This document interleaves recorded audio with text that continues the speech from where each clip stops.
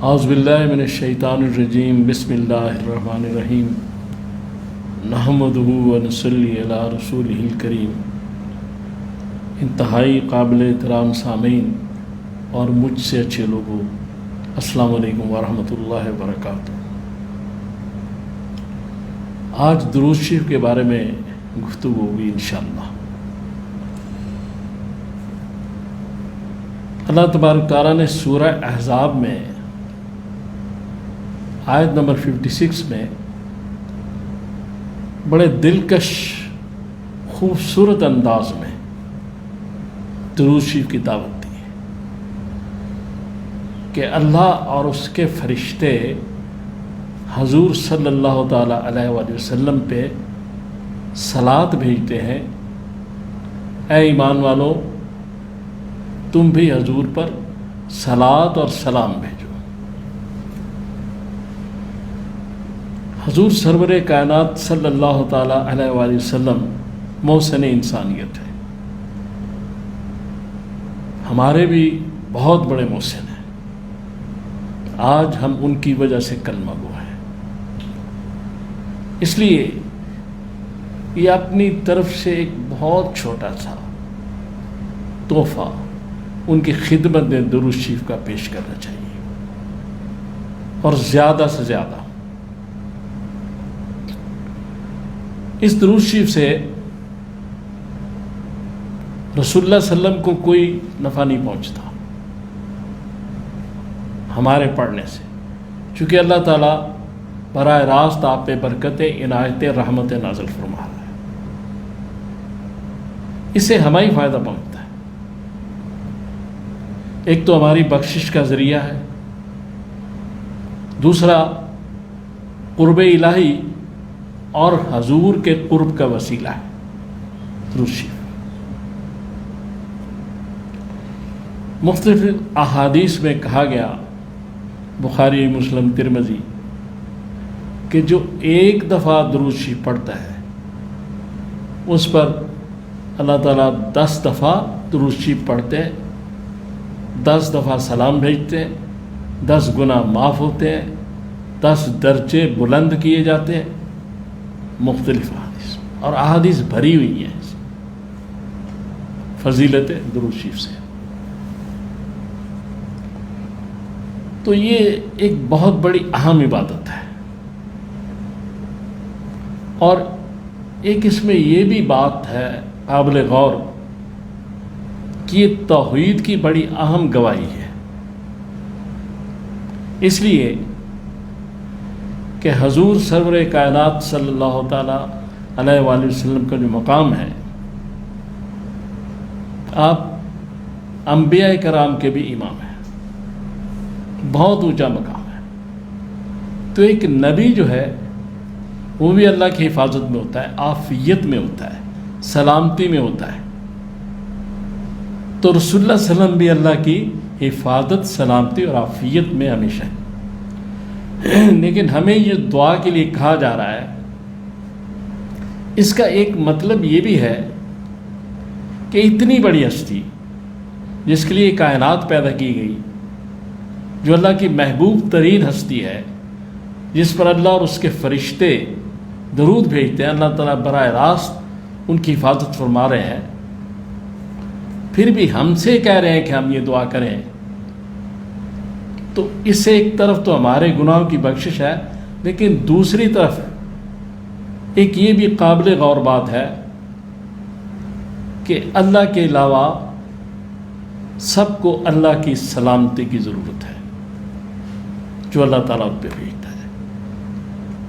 ابراہیم علیہ السلام پہ بھی اللہ تعالیٰ نے سلامتی بھیجی، اس طرح اللہ تبارک تعالیٰ سلام ہے، سلامتی بھیجنے والے ہیں، باقی سب کو اس حفاظت اور سلامتی کی ضرورت ہے۔ محمد رسول اللہ صلی اللہ تعالیٰ علیہ وآلہ وسلم جیسے ہستی بھی اللہ تعالیٰ کی سلامتی کی ضرورت ہے۔ تو اس سے ظاہر ہوتا ہے کہ جب حضور سرور کائنات صلی اللہ تعالیٰ علیہ وآلہ وسلم کے لیے بھی ضروری ہے، تو اور کوئی کیسے اللہ تعالیٰ کے ساتھ کھڑا ہو سکتا ہے؟ اور کون ہے جو توحید میں شامل ہو سکتا ہے؟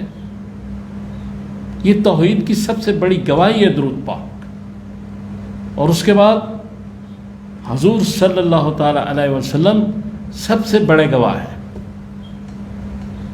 اللہ کی توحید کے، اللہ کے وحدہ لا شریک ہونے کے، اس لیے کہ آپ نے معراج میں سب کچھ دیکھا ہے. لہذا حضور گواہ ہے، اس لیے آپ کو سورہ اخلاص میں کہا گیا قل هو اللہ احد، کہ آپ اعلان کر دیجیے، آپ فرما دیجیے کہ اللہ ایک ہے، کیونکہ آپ تو اس سے اچھی طرح واقف ہیں. لہذا حضور صلی اللہ تعالیٰ علیہ وسلم توحید کے سب سے بڑے گواہ، اور درود شریف توحید کی سب سے بڑی گواہی. اس لیے یہ بڑی اہم عبادت ہے. اس سے حضور کی قربت حاصل، اللہ تعالیٰ کی قربت حاصل ہوتی ہے، اللہ تعالیٰ خوش ہوتا ہے، حضور خوش ہوتے ہیں، ہمارے گناہ بخش جاتے ہیں، ہماری بخشش ہوتی ہے. بار بار حضور کا نام آئے، بار بار درود شریف پڑھنا افضل ہے. اور دن میں علماء یہ کہتے ہیں کہ 300 دفعہ درود شریف پڑھنا کثرت درود میں آتا ہے. 100 دفعہ تو ضرور پڑھنا چاہیے، کیونکہ ہم آپ کے امتی ہیں، آپ نے ہمارے لیے بہت کچھ کیا، اور یہ بھی ایک بہانہ ہے ہماری بخشش کا، وسیلہ ہے درود شریف ہماری بخشش کا.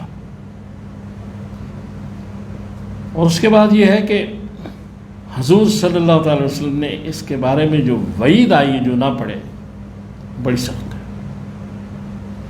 یہ معروف الحدیث میں ترمذی کی حدیث ہے، 298 نمبر ہے، طویل حدیث ہے. اس کا ایک ٹکڑا یہ ہے کہ حضور نے فرمایا کہ وہ شخص ذلیل و خوار ہو جس کے سامنے میرا ذکر کیا جائے اور وہ مجھ پر درود نہ بھیجے. اس سے بڑی وعید کیا ہو سکتی؟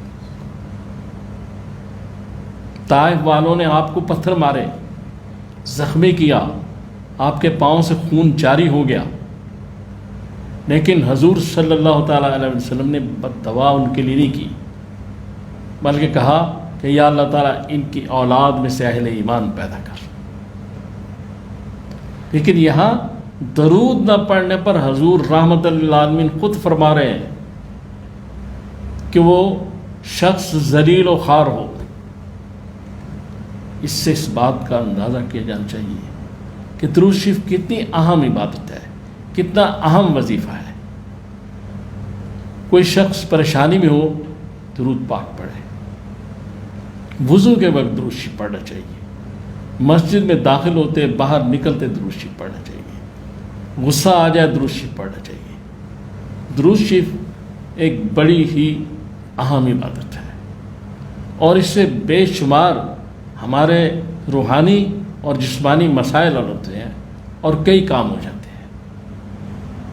تو میری جو گزارشات ہیں وہ تو یہی ہیں کہ ہمیں اخلاص کے ساتھ اللہ کی عبادت، اخلاص کے ساتھ درود شریف، توحید، عشق رسول. اور اصل بات یہی ہے، اتباع اخلاص کے ساتھ، اتباع رسول. کیونکہ اتباع رسول اور سنت رسول کے بغیر کوئی چیز نہیں، کوئی چیز کام نہیں آئے گی. اتباع بھی ضروری ہے.